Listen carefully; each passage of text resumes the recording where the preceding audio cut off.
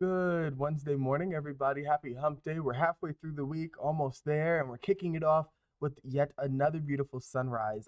If you haven't gotten it yet, I I am just a lover of sunrises and sunsets. That's one thing you'll learn about me. So, with covering the mornings, we're kicking off with sunrises rather. Sky cam looking out in Follett. Beautiful conditions there. Taking a look at our conditions over in Bushland as well, we'll notice this beautiful fiery sunrise as we can see people hitting the roads this morning, heading on their commute to work or travel, whatever the case is, getting ready to start yet another day across the area. But we are starting out on the cooler side, temperatures in the 50s to kick it off.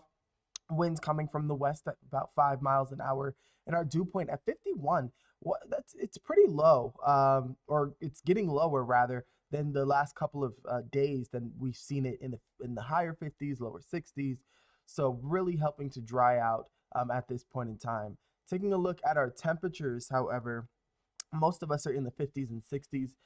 50 pair of fives for Hereford this morning, 59 in Clarendon, 57 in Perryton, and 58 for Tucumcari this morning. So many of us in the 50s right now, but 63 and 62 for Borger and Childress at this hour. As we head throughout the rest of today, we do expect temperatures to rise. But first this morning, you definitely might want to bring a sweater or like jacket out the door just to start your day. But as we head into the afternoon, we're talking about above average temperatures. It's been a while since I've been able to say that, but we are expecting milder conditions to return to the region. Pairing that with clear and sunny conditions, it honestly doesn't get better than this. Feeling more like the dog days of summer than it will the end of summer, which is where we are, honestly. Only about 2.5 weeks left of summer, official astronomical summer left. Taking a look at our model, let's run it. We're looking at temperatures again reaching the lower 90s for today. Can't rule out an isolated storm trying to flare up later this afternoon, but I do think the coverage of it is pretty minimal. That's thanks to a cold front moving through, a weak one at that, that'll make its way through the area later today. Heading into Thursday, starting out on the cooler side, 50s and 60s to begin your day, and then we'll warm up even warmer than what we're expecting for today. Many of us can land in the mid to upper 90s in select locations. Can't rule out a possible shower trying to make its way through the area. Now, we do have this cold front on schedule to come on Friday. The question has been, what exact time does that happen? If it holds off until about early afternoon, we might be able to salvage our temperatures, but models have recently been trending a little bit earlier. So in that case, our temperatures may on Friday be a bit cooler. I'll talk about that more in the 7 day, but as we head into Friday as it stands now, the model has rain making its way into the area just in time for the morning commute, sticking around throughout the day in cloudy conditions.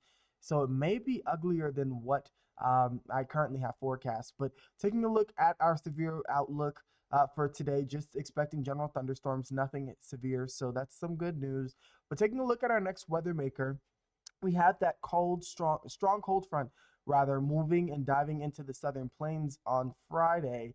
Then we have this area of tropical moisture. We have a tropical system that's developed over portions of the Pacific that'll cross over portions of western Mexico, make its way into the southwest, and then eventually to us.